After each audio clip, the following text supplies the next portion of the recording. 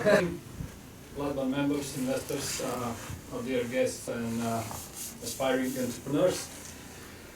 We are about to start this year first investment session, and this time we are going to slightly alter our agenda by allowing private investors to have discussions and make a conclusion on particular project right today.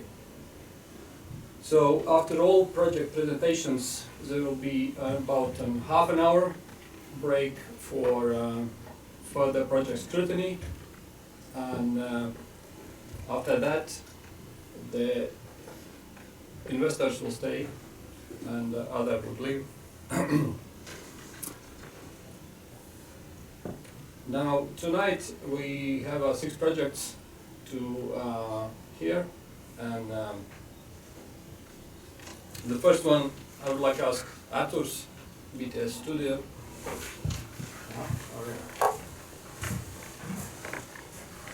Hi everyone.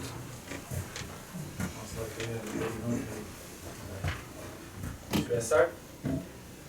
Alright, my name is Arturs, representing BTC Studio.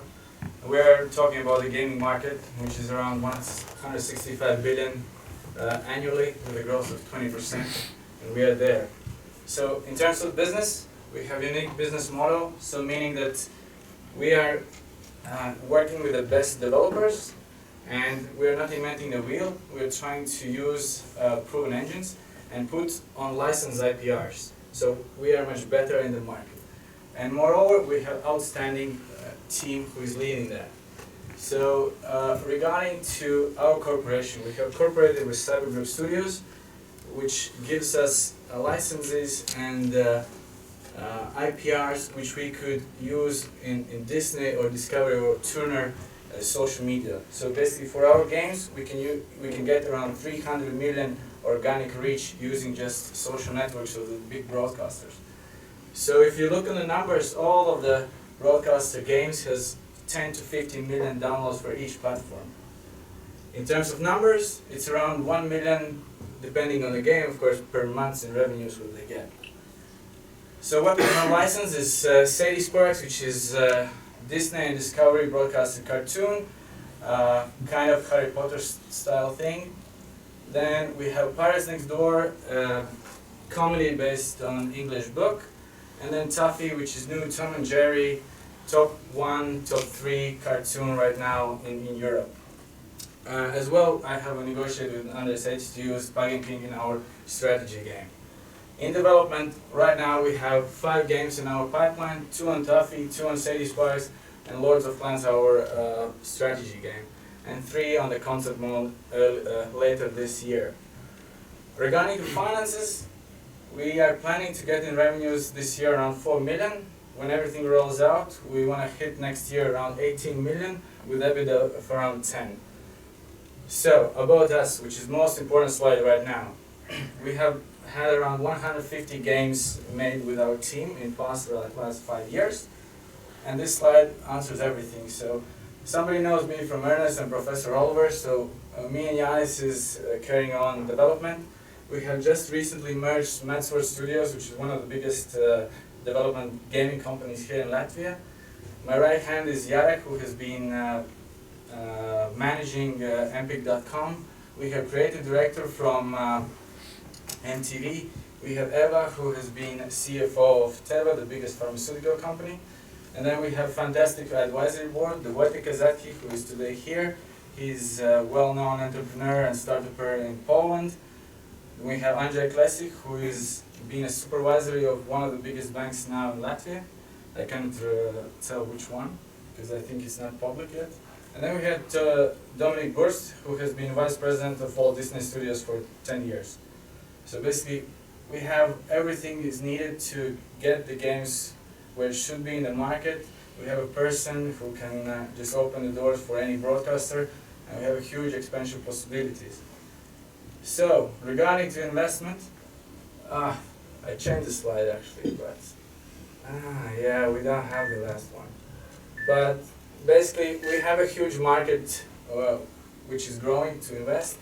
We know that family games are really needed. We have 8 concepts confirmed by all the broadcasters and Cyber Group. 4 are in production. As I mentioned, Disney games are successful, and an extraordinary team. What I missed in my previous, actually on the newest slide which I sent, was that this is a joint stock company listed on the Warsaw Stock Exchange. We have already raised privately 1 million by our owners. Additionally, this year we raised around $500,000 for development. So we are raising still funds for this year, around 5 million in total. We're looking for a pool of investors who will invest around, for a ticket, 100 to 300,000 euros. So we want a diverse portfolio of investors so we can have a next round later even bigger. So for more or less, I hope I managed in 3 minutes. We'll be here, Wojtek is here, Eva is here. We're open for discussions, and later on we'll be in Colorado and having some small talk. All right, well done. So, sorry, it was the shortest speech I could ever have because we have a huge list of things in due diligence which we could expose for you. Would you elaborate, the money goes into company accounts or it's dedicated to particular game? Well, it goes to the mother company, which is BTC, which is publicly listed. And then, of course, we have merged 2 studios. One is Professor Oliver, one is the Mad Swords, and it's basically all the funds go for development and marketing. So right now, as we still develop something, it goes into production, but the next, actually, the biggest amount of money will go in the marketing and really exposing the things. Right. Do we have questions from audience? When did you start the business? When? Well, in terms of BTC, it was established in Because 2009. you raised so much money, so much money, so much money. Now you are planning to raise 5 million. As far as I remember, you have a planned revenue for this year. What was 1.8? No, 4 million in revenue this 4 year. million. Mm. Next year, gross 18. profit, whatever. 10 million. Huge figures and still looking for 150,000. So first question, For one investor. when did you start? So we started in 2019 as a company. 19? 2019 this company which is publicly traded. So we meanwhile we merged 2 studios. We licensed the Disney and Turner IPRs, so which needed a lot of time. But if we look on the past, what I have done with Professor Oliver, it was already 4 years. Mad Studios is 7 years there. So basically we are just a cluster which makes everything much bigger. So in terms of those 4 millions, it's rocky numbers which we are expecting. Because the 4 games already are planning to give at least 10 million in revenues. But today you have 0 revenue. Do you Well, have any revenue today? in terms of games. What the? No, Are we the talking first. about the PRAG selling on the marketplace or about the games? No, if you wanna mean the first revenues will be from March, because the first games on the BTC's account. How can you list the company not having any revenue?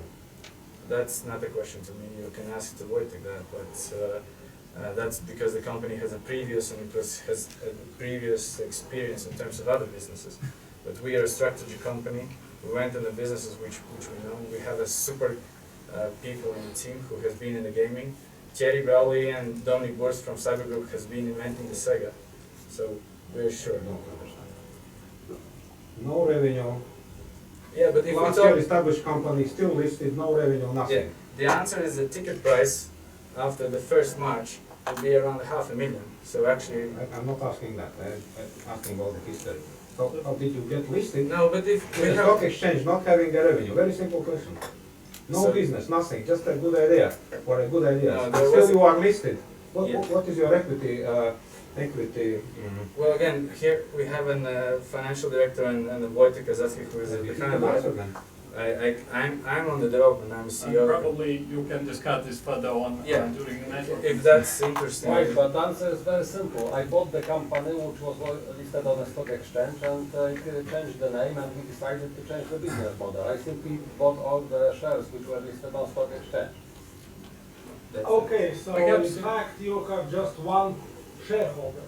No, So I that am, listing is very technical, you don't have a group of investors. I mean, I own around 70% of the shares, 30 is the free float in the stock exchange.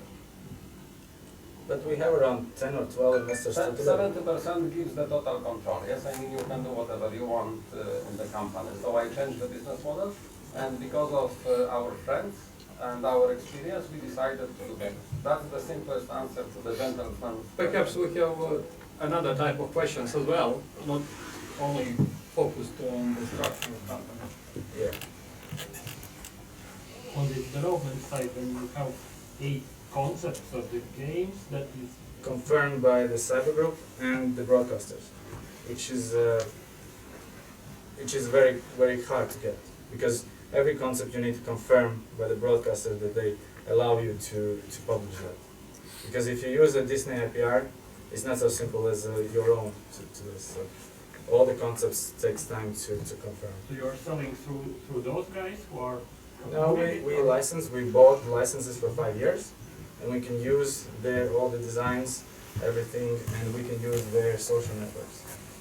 Okay, those who give the license, those approve this Yes. game concept, and now you need to develop actually the game. Yeah, so we are doing that for the last half a year now. We have time for one more question.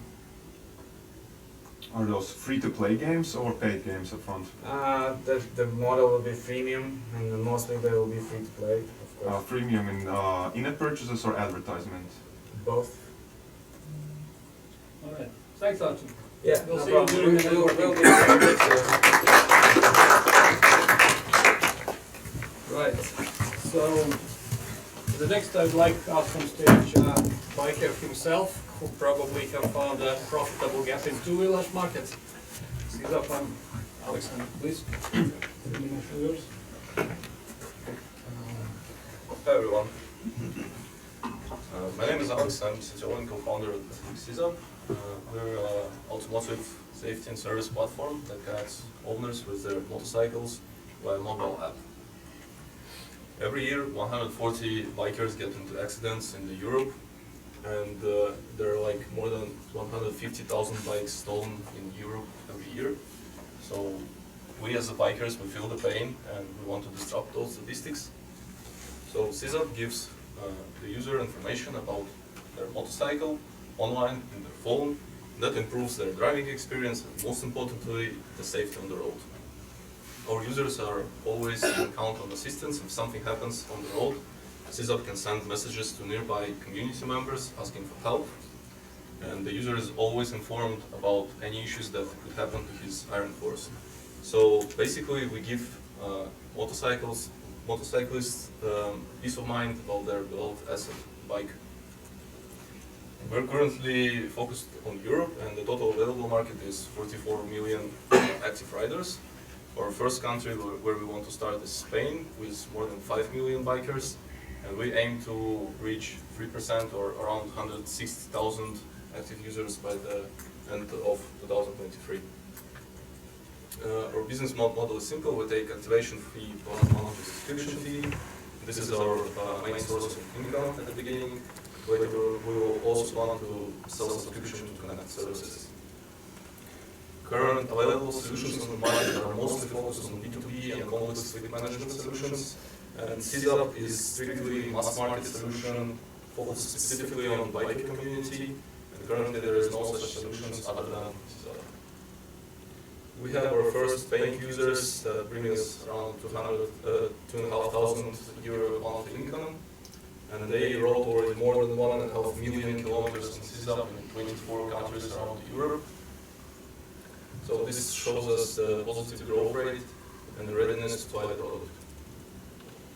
We're currently raising $500,000 seed round, out of which we have 250,000 already committed by a commercialization reactor fund.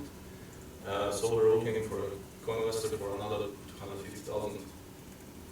So as I said before, we're bikers ourselves. We have 10 years, more than 10 years of on-hand experience in IoT and telematics. So we believe our expertise allows us to build the best product for bikers on the market and succeed with it. That's it. Thank you, and your questions will go on.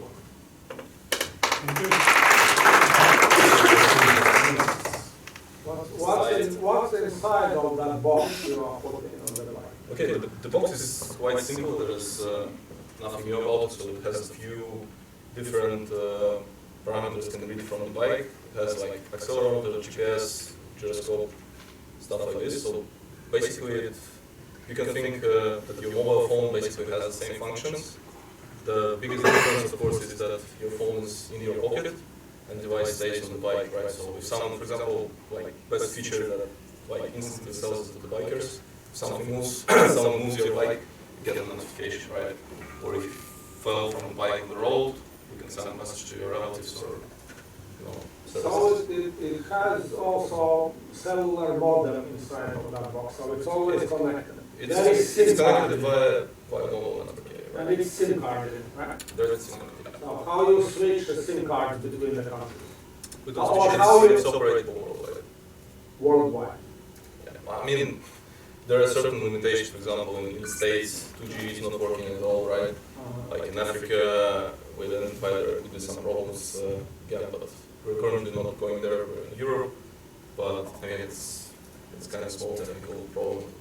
Like the device can change to the different models. We're working, by the way, we're not producing the hardware, right? We're working with Photonic, is very big producer of hardware. The Automic is getting the box already. Yes. We've been working for them for like 10 years, so we know them pretty well. Okay, so We're you are we're building doing the software. app and you are doing the server side. of it. Yeah, we're building in software.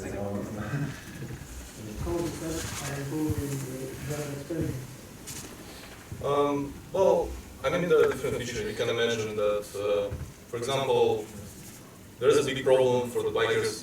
You gather around, and then you think like, okay, where should we go, right? Or when you drive in a group, someone can get lost, right? So that basically helps you to get together, get to the place, get there more safely, right? Right now we're working on some cool gamification features, for example, right? So for bikers, bike is a toy, and there are like additional fun stuff to it, like drive 1,000 kilometers without getting off your bike, something like this. So it's more like community features. Then, yeah, of course, the safety. Like, I don't know, you could check, for example, if your battery on the bike runs low, for example, you can start your bike. So there are a bunch of features. Right now we're kind of trying to focus on more narrow features like safety, security. It's kind of easier to solve at the moment, but yeah, there's a big problem ahead of us. What about speed? Does it record speed? Yes, of course. So if there will be some accident, police like check the box for speed, they can figure out how fast the bike is going. If you decide to share data, I guess so. Okay. I mean, this is actually one of the features that probably is interesting to insurance.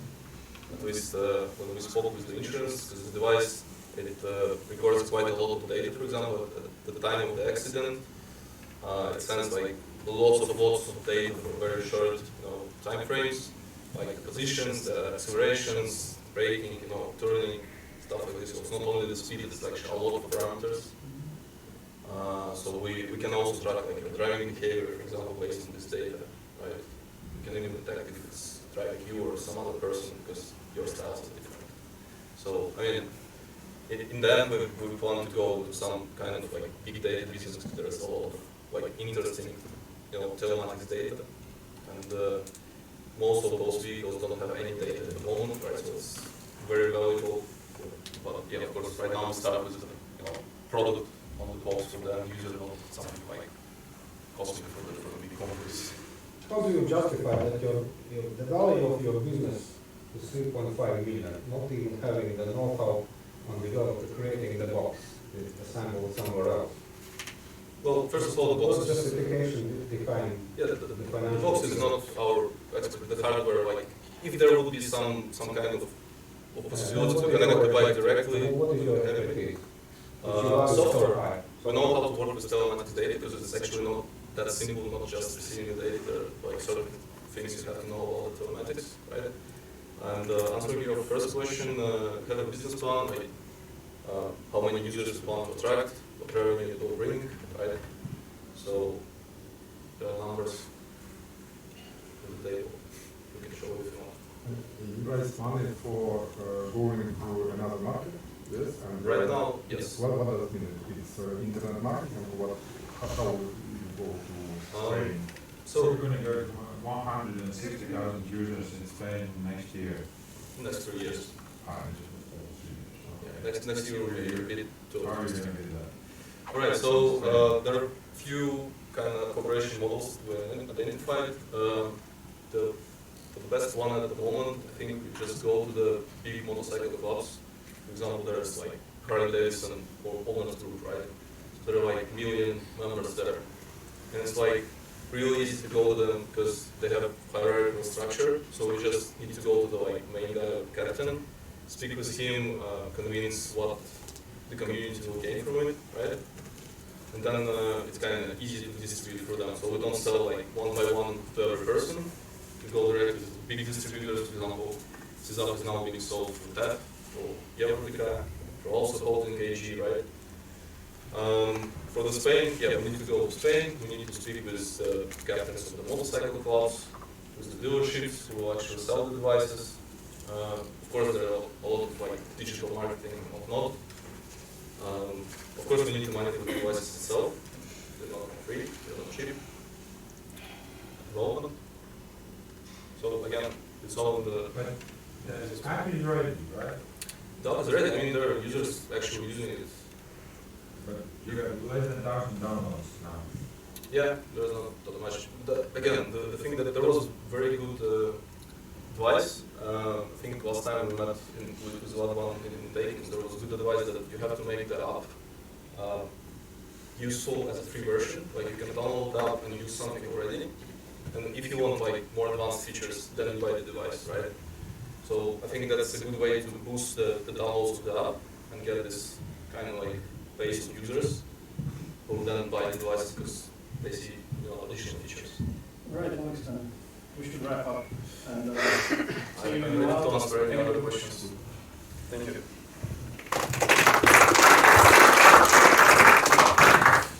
Today, it's not only coronavirus who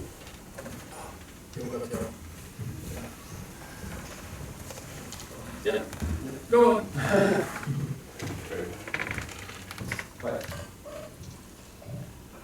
I'm sure all of you will agree that in a perfect world nobody should get sick from consuming groceries. But unfortunately that's not the case today. In a single year in Europe, 23 million people fall ill and 4,700 die. So, what causes this is that there's multiple parties involved in the cold supply chain, which creates a very fractured cold supply chain. There's little to no transparency and accountability, so it's very hard to see what's going wrong at what time. How it currently works is that existing players use outdated systems and each individual party makes measurements themselves, which can lead to allow temperature range breaches, especially during the point of transfer between one responsible party to the next one. So what if both the involved parties and consumers would have transparent and trustful information? This could lead to actions that could be taken to make sure that every piece of food that's being sold or consumed is safe. And let me show you how we solve this issue. We utilize IoT sensors that are attached to a pallet that moves through multiple steps of the supply chain. During this time, it monitors different quality data, such as temperature or humidity. From this data, companies are able to see what's going on in the supply chain, analyze it, and receive alerts to be able to take actions to prevent the spoilage of food. And from the gathered data, we are able to give insights, such as smart dynamic due dates, which allows retailers and all involved parties to actually adjust the price and discounts accordingly.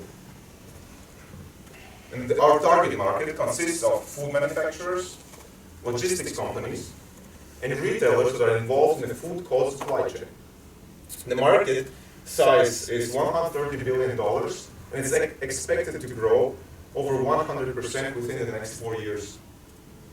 Our model is a subscription-based service model, which scales as our client does, and gives us monthly recurring revenue while working with this client. And we have seen tremendous interest with this solution. We started over a little less than a year ago, and we learned a lot from our potential clients in all of the industries I mentioned.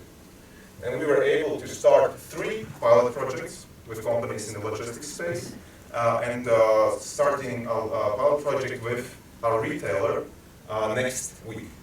And we have so far monitored over 250 deliveries and learned a lot of it and validated what we are doing. And we have the right team to actually execute this idea. We have people that have built successful businesses before and launched hardware IoT devices. So what are we here for? We have validated interest. We are actually moving towards the first clients that we want to turn into paying clients from pilot projects. For this, we are looking to raise a €100,000 bridge round, which will take us from where we are currently to our post-revenue stage. With this money, we will be able to actually have more devices readily available and help us actually with the sales process, as we have way more leads currently than we are able to actually address individually. This is how we as Kedeon Solutions contribute to a safer way of consuming food and protecting the end customer that's consuming the food. And this way we're helping to shape a safer and more sustainable world at the same time. Thank you for your attention, and I'm happy to answer any questions you may have.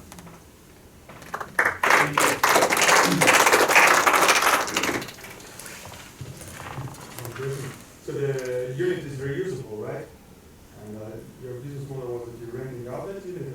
Yes, so what we learned previously, we were looking to sell devices and charge a subscription for our main core business, which is the analytics of data and giving actionable insights.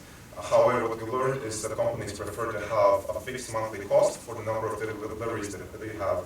So we give them a full service package, which includes like sensor units, base stations, and the software that works with them.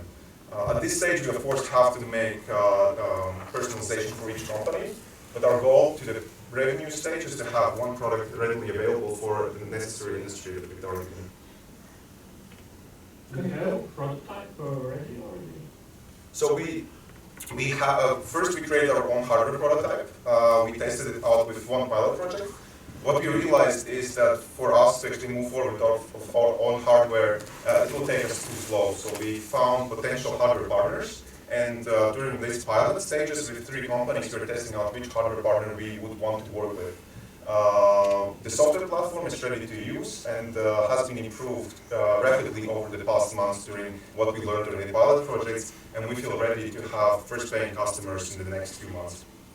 Okay, so it's something similar to the Sizzapp that you decided you want to produce your own hardware, you just do the software, right? Yeah. So when we built, and I believe we built exciting hardware, we built specifically mesh network IoT sensors, but we realized it will take us too slow, it takes too much resources, and then during our customer interviews we realized the main point, what customers are buying from us, it's not just hardware, because there's too many competitors that are selling just hardware. It's mostly about the software platform that we can provide. And from our perspective, we would love to actually be able to work with multiple hardware manufacturers, not just one. Just because it is. Hardware is hard. It is, and then everybody is pretending that this should be cheap as dirt and available freely, you know, that everybody will make that hardware and sell it for your customers, and you will happily make software. This is slippery path, but good luck with it. And that's exactly what we saw, and that's the problem we saw with our own hardware. It gives us a startup with smaller amount of resources. There's so many things that can go wrong, and you want to just minimize the points of conflict that you have in the business. There's another question. Is this for your 3 partners, it's a full-time job, or you have some around? Yes, so us 3 founders are full-time. We have recently hired 2 more full-time people that are involved after raising our pre-seed round. And we have 3 people helping part-time that we would want to have them full-time. Those are specifically people with year-long experiences in the logistics and food manufacturing business, which is our target audience. I would say that's what we like the most at this moment. We just don't have the money to pay those people full-time. And we don't want to take less experienced people because it will not give the same effect to us. When you started full-time job in this project? So this actually started out as a research project at the Riga Technical University. Since then it has been 10 months so far. And during this whole period for me it was full-time. My other two co-founders, they joined 8 months ago. And so you tested or this with the client, you said you have one at least potential client, some kind of price point. So we have received the first intent, a letter of intent from one customer who's willing to pay for us. We gave them, of course, a large discount as it's our first paying customer. We expect things to go wrong, and that was the example. It's a medium-sized logistics company, we proposed a monthly fee of 500 euros, which includes both the software platform and base stations, a 1,000 euro setup fee, and $5 per month for sensor units, which we kind of expect that this we will be able to have be at the break-even point in terms of costs by the end of the year. And how many units they are planning to use? So in this case, they have 25 trucks that we would outfit with base stations. They have in total five warehouses that we would also put the base stations in, and around 1,000 pallets that we would utilize for the movement of goods.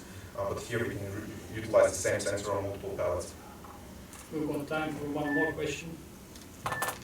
In the supply chain, so you need the sensor to be present like in all steps, right? So who is making a decision about acquiring such systems of technology? So, like I mentioned, we are targeting different types of companies. We have seen the biggest progress with logistics companies specifically. Why logistics companies and what is our perfect customers? It's logistics companies that have third parties involved, and there's usually a lack of trust between them. Just one story that I want to share very short.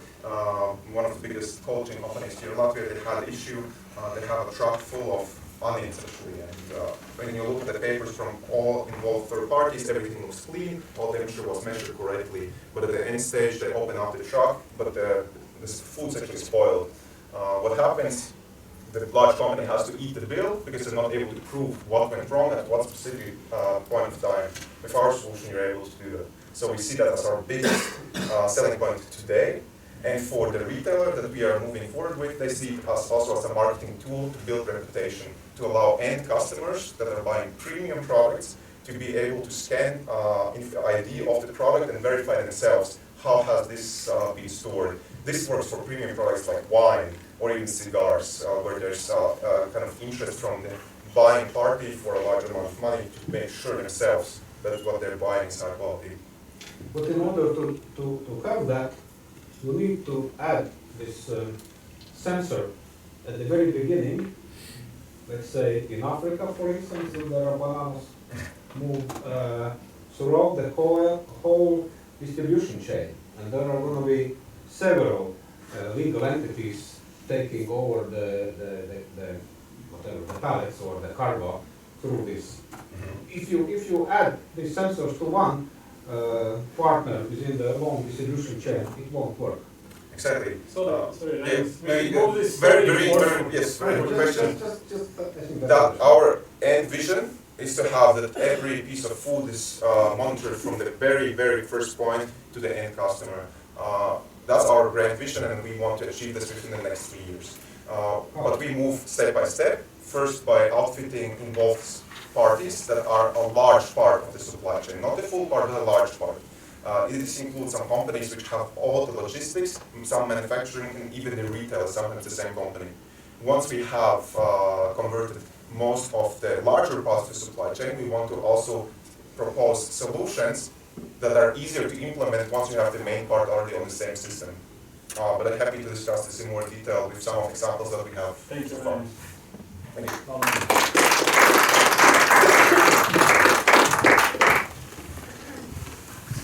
next will be IT seasoned team who probably have found a sweet spot in face recognition market. Valdis, tell your story. Thank you.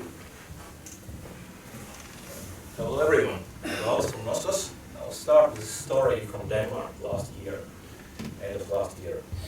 Family decided to take out their kid to kindergarten, like totally out. Going away, and they used their rights to request all the data about their kid, including photos and videos. What does it mean for kindergarten? They actually spent more than 200 hours to go through their internal archive to find all photos of a particular kid.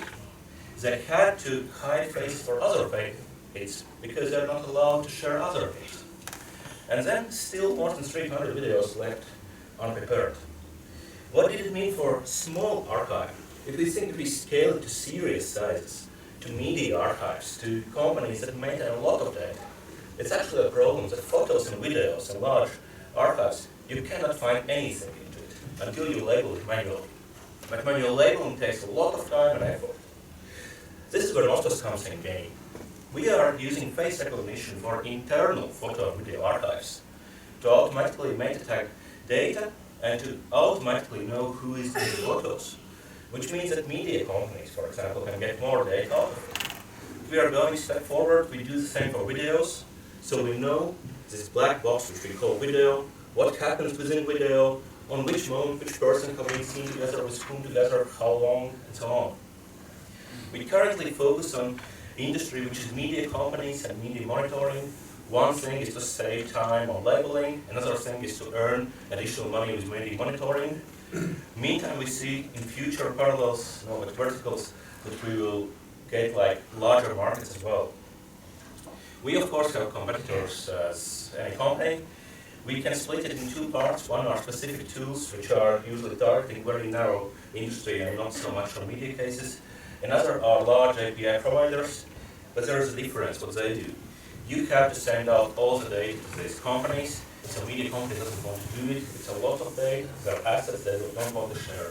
They want to have it like in-house solution, which connects through API to our system, so they can use their existing system, and they can also predict pricing.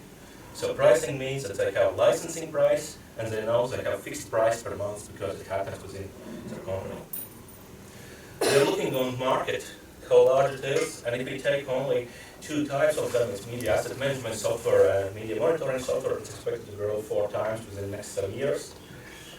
And this is where we are right now. We started with a grant by Google D&I Fund, which continued by developed MVP version and acceleration and investment from Overkill. Then we got implemented in first 2 paying customers. And currently we are looking for investment round which will allow us to get to break-even situation within 1 year. And we currently are talking with more than 10 potential customers to get there.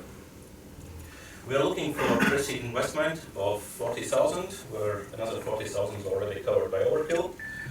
And this is our crazy team. In the middle there is the most crazy guy who is PhD in IT and understands all the face recognition and has worked for years in scientific area. I have worked for many IT products and building IT products for the Danish market. And we have our investor advisor from Denmark with a lot of year experience building IT products and companies. This is us, this is Noscos. We make it searchable. We want to make photos and videos searchable like we do these days. Thank you. Thank you. Questions? Questions? What's your magic? There are hundreds, if not thousands, of companies trying to sell the same service. One thing is the concept, because companies who go in face recognition, a lot of them are purchased by government institutions, and that's how they disappear. That's one trend. Another thing is that companies are doing that you need to send out data to them. They use paper API business model, which is most popular here. Then we talk with media companies, and with all the TV streams, which takes a lot of data, they don't want to send it out, they want to predict cost. That's another thing. And third thing is, this is what Aptolux has done right now, is that we try to make this face recognition, this artificial intelligence, less magic. what we think by magic. If we use popular APIs, we send it in, we receive some answer, it guesses what the person is, that's amazing. We try to explain people based on which examples, why do we think that it's that and that person, so we can understand better why computer says that Angela Merkel is Donald Trump and how we can fix it, so we can interact with this artificial intelligence. So these are main differences, probably. It's called training. You Yeah. described basic training. It's Every training, piece of software does it. but in the AI. things how you can track what's trained, how you can monitor all the tools which are like admin console in it. This is like software with it together.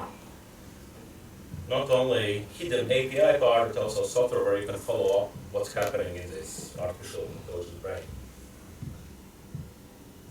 How do you plan to sell this product? What's your basic strategy? We currently do direct sales, like approaching events and media companies. This So is, who's doing it? I'm doing it. Mostly I'm doing it, and also Niels in Denmark is helping. He has worked with media companies for many years, so he's sharing his Danish contacts. And we try to approach the companies and show examples. So far we have succeeded with these two ones, which is here locally we are talking with companies in US, Norway, Denmark, Sweden, Austria. So it's a long process with media companies. So that's why we expect that right now as additional funding in this one we can move to the situation. And why would they want to buy your solution? What is the feature?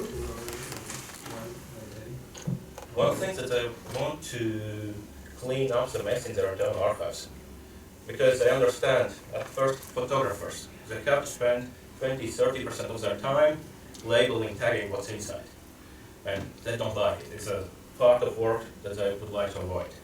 Another thing is companies like currently Posthumus Group, which is also owner of LatBan, they want to clean up the mess for many years in their internal archives. And third thing is additional revenues that I get from media monitoring. Right now, for example, before election, if you need to monitor who appears in TV streams, it's actually done manually. And governments are asking to monitor these things, and people are manually watching these TV streams and watching who appears in which moment. So we can monitor it automatically, we can inform that that person appeared, so it's send out different notifications. And from Americans, we don't have a deal yet, but we see also interest in like public relationship industry to know that I appeared and so on. So that's a way how media companies through monitoring can earn additional money and additional services. Something doesn't match. So there are many solutions, similar face recognition solutions, and no one solution can fit in to find the faces in these areas you just described. So you are a pioneer, or there's nothing going on, and you are now pioneering. So you'll be the first one, or what is the magic? The magic is way how much it costs and how complex it is to set up. That means the solutions are available. Solutions are available like external APIs. For Posthumus and for For all them, it's much easier for them is to use our solution and after 1 week to start using face recognition without spending like a lot of money on their own. If there are many other service providers in the market, why haven't they started to use these solutions a year or 2 or 5 years ago? Because like if we talk about longer, there are different multiple questions. If we talk about longer time of period, face recognition wasn't good enough by quality. So the quality of face recognition has improved in the last few years with neural networks, and that's a moment when it got better. So next thing, these companies, there are two types. One type is like, we deliver it like on-house, on-premise, but they are mostly targeting really security industry and not other industries. When you get in security industry, you actually disappear from market. And there were times where huge companies like Microsoft, no, but Apple, but Google, they were just purchasing every startup who started to make any face recognition. So all of these companies were eaten out. And they remained by sending to API. When we talk about that with media companies here, they have calculated that their terabytes of data, their amount of photos and videos to send somewhere out costs so enormously a lot that they don't want to do it.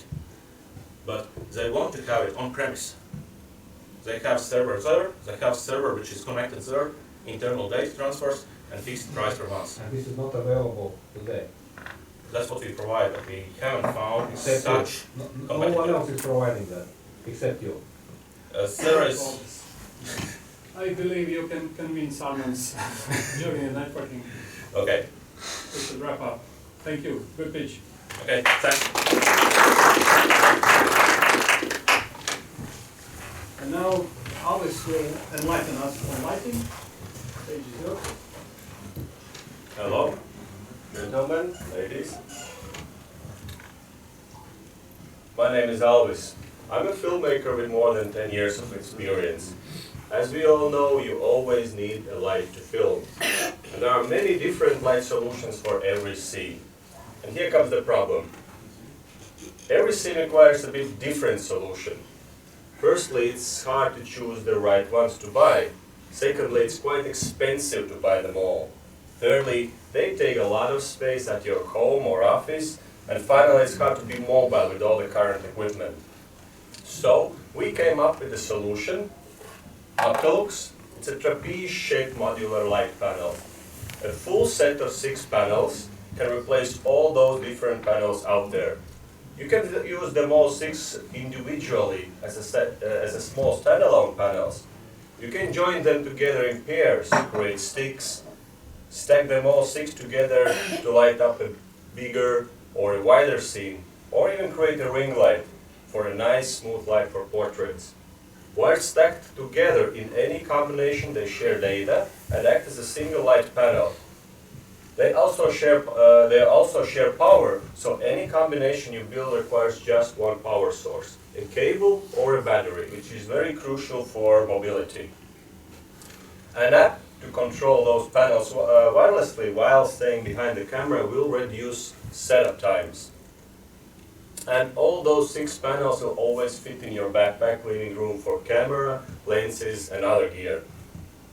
To buy all those different light solutions, you would have to spend at least 3,000 euros to be covered in for every situation. Our solution would cost you way less. A full set of 6 pieces would cost you 900 euros.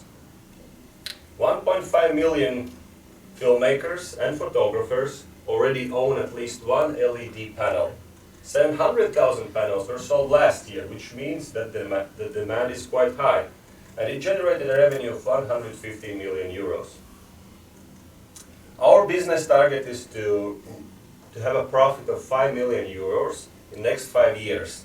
We would be able to achieve it by acquiring 3% of the market, selling 17,000 sets, and generating a revenue of 15.7 million euros.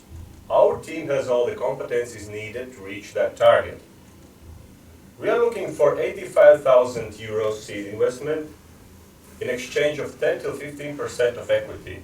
With that money, we would be able to finish our prototype, manufacture 100 sets, sell them, and also use those panels for our marketing activities. And here you can see our next targets. Thank you, and I'm ready to answer all your questions.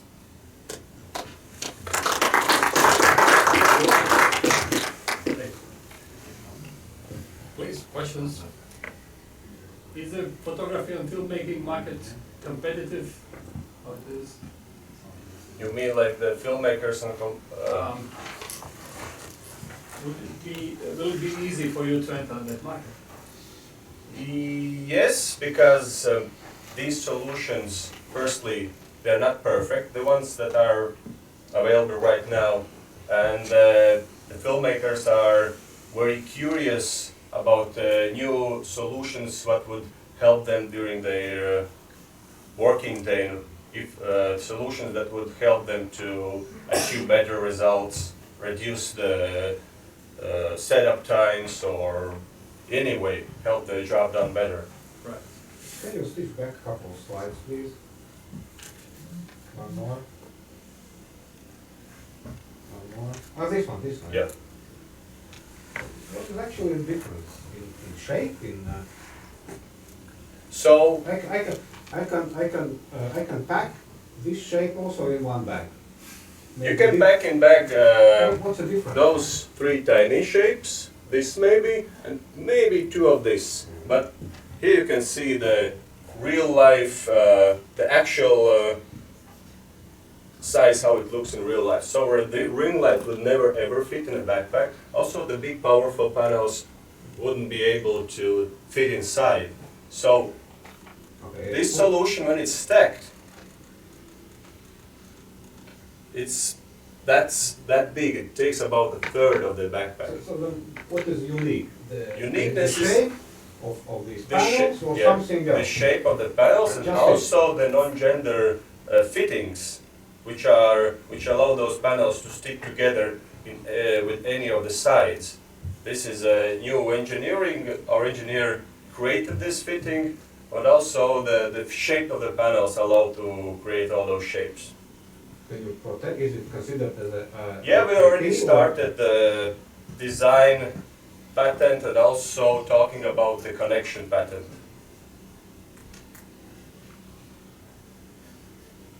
What does it mean? We have already started. It means Can you check? yeah, we already checked all the data. There's nothing there, nothing similar, and we already started sending the images to Peterson patent bureau company, and then the process will take maybe during the February. We are planning to finish it. So in the end of February or beginning of March, you will apply for patent? Yeah, we already will have the patent for the shape. Right. How much is the price? The price of full set would cost about 900 euros. For one? Well, we don't plan to sell one. We plan maybe about selling a set of 2 panels, 4 and 6 panels. One is around 150 euros. Set of 2 would be around 300 euros. What is the production cost? The production cost right now it's calculated around 40-50 euros. The one? Yeah, per one.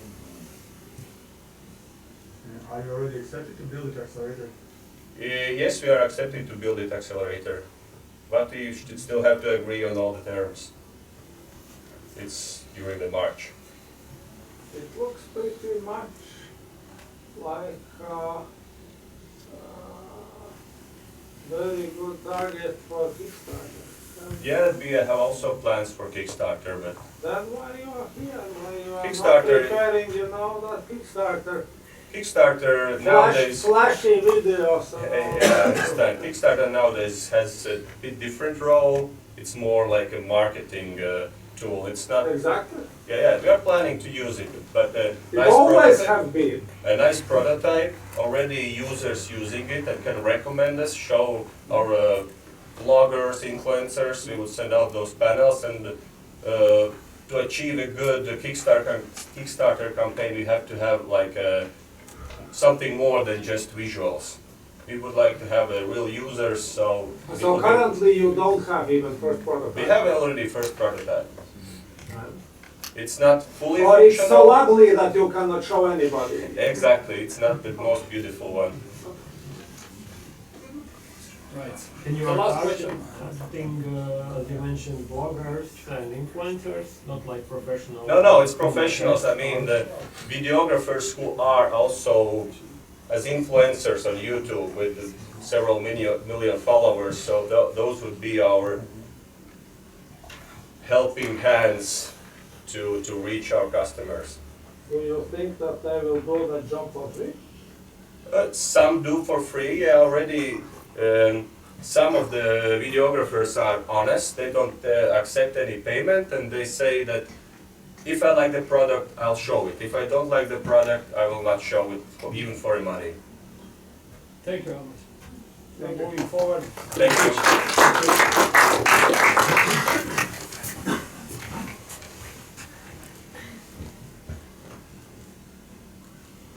And the next team is after chunk of TV channels money in exchange for a good solution to deal with ads. Arios, please. Hello. Oh, yes, thank you. Hello everybody, my name is Arvils. I am CEO at company Grindpool, and we are making TV advertising programmatic.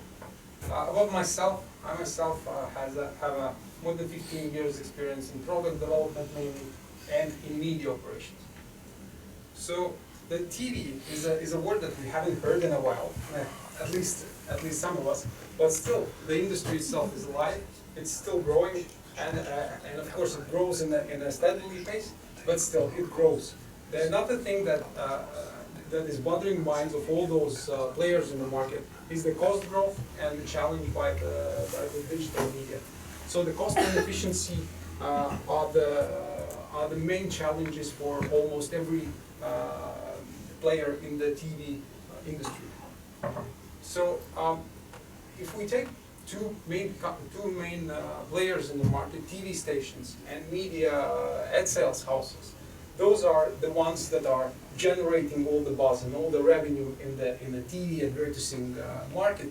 Then those two are doing most crucial functions right now, selling and planning manually. I mean that it is done by hand. Ah, I see. Yeah. So, and what's our solution? So our solution is just automating those functions that has been there for years, that has been done for digital already for years now in a programmatic way. So we are offering to do that for TV industry as well.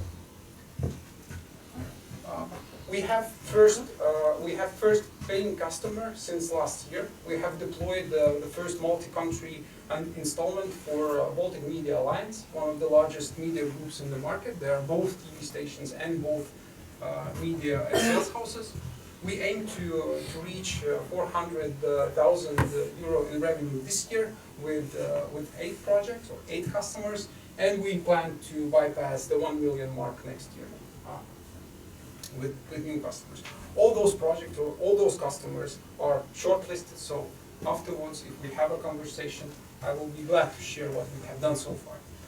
Among other things, last year we have been visiting IBC, many customer events during which we have seen good traction from customers and good interest from customers.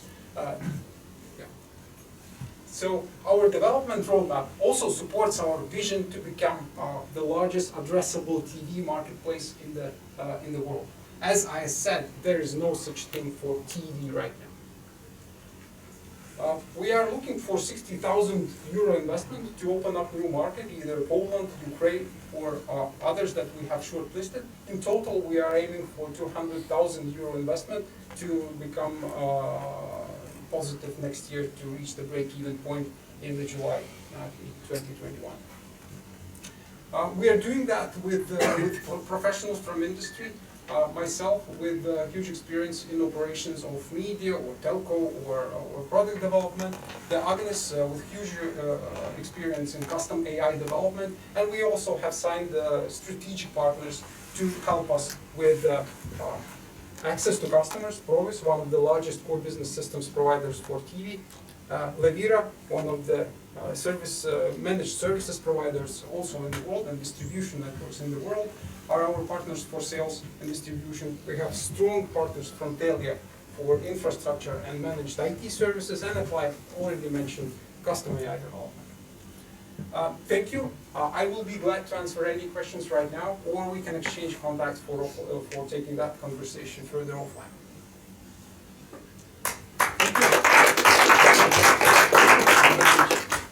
Thanks. Questions are welcome. Can you maybe go over again how exactly your product works? Yeah. What kind of solution does it give? Yeah. Afterwards, we can go at the table to look at how it works. Actually, it's live. It's deployed for our first paying customer. It's deployed, integrated, even with TNS data for forecasting and stuff like that. But let me walk you through. So, in the beginning, when you are selling ads, you need to understand how many ads you can sell, how many audience there will be. That's called forecasting. So you need to forecast how many people tomorrow will watch Panorama or whatever else. Right now, people are doing that. They are using technical analysis in the beginning, then they are adding some fundamental analysis, at least they think so, and then they are claiming that this is the forecast. And no one has an ability actually to check how precise is that right now. Our solution is KPI centric. So it always shows a dashboard of business critical KPIs, how many euros per minute you are generating. So that's the first part. We do forecasting instead of human does that. And then we say optimize all the campaigns according to the forecast. What that means? That means unlike in digital, you don't have an ability to serve an advertisement to direct person, for example, for you. If you was watching for a snowboard, tomorrow you will get an advertisement for the snowboard. In TV, it's one-way communication, so you need to optimize who will hear my message based on forecast. So, and what we did, we created some sort of a bidding platform that runs against itself and says, yeah, I'm more important than that. No, I'm more important than that. And so every ad, every campaign competes with other campaigns for the spot in the specific advertisement break. That's how we built it. And during last year, we needed to build a lot of fun stuff around that as well, because a lot of media is running right now with duct tapes and spreadsheets. So our integration tools are very diverse. So we can integrate with Excel spreadsheet, we can integrate with manual process, or with leading core business system. That's the fun part. But yeah, it's live. I can show how it works. Good. Any more?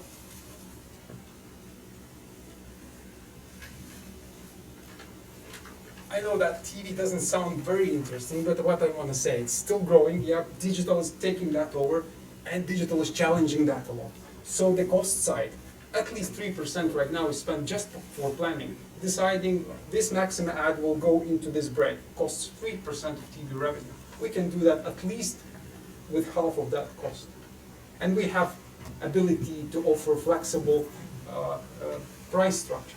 We're able to offer revenue share as well as license fee, annual license fee or monthly license fee. We don't rely on third party, so. And we are very lean and effective company right now. Is it cloud or is it on site? It is supposed to be in cloud. What we have seen so far, forecasting is built as a separate module, and we need to deploy that almost always on site. That is limited by the agreement between TNS and media, or Nielsen and media. So TNS says, you keep that, only you can touch that data. And we respect that. We have agreed with TNS directly, with their CEO, that yes, we integrate with that data, customer has his access, and stuff like that. And this is basically one of the parts why we need that money. When we go into Ukraine or Poland, we know pretty much a lot of things, how the ad sales process works in general, and the system will allow to do the same thing in other markets. But other markets will have different structure of the audience data. Like in Latvia, we have audience data that is packed in a folder per day structure. In other markets, that might be, I don't know, XML file or whatnot. That's one of the activities that we need investment for to enter the market. What US TV market is doing about that? In US, there are two paths that I have seen our competitors are taking, and competitors are in a very broad sense. So one is ignoring that and saying digital, and going only digital, but digital solutions are not able to deliver for TV channels. Other way is such solutions signed directly with the media sales agencies that gives competitive advantage to a specific agency, and those are usually exclusive deals.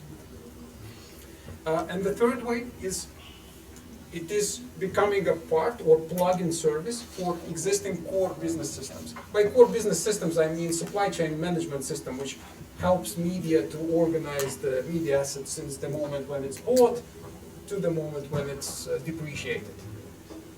So in those systems, this is a plugin module that is automation module. You can choose this. You can choose maybe others that during the past year has been developed. We are partnering with one of the leading ones, with Provis. Provis is the one that is deployed in all media Baltics, in Baltics. It is deployed for Postimees in Estonia, AMC networks, you name it, BBC.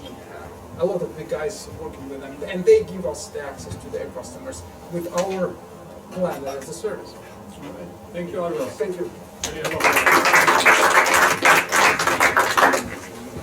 And before this will the final presentation, and before we leave for inquiring startup entrepreneurs, I would like to thank our host, SEB Bank and Zani in particular. Let me remind that we reconvene, investors, business angels reconvene in half an hour right here to make open discussion and make conclusion on the projects we heard today. Thank you. That's it for today. Enjoy drinks and talks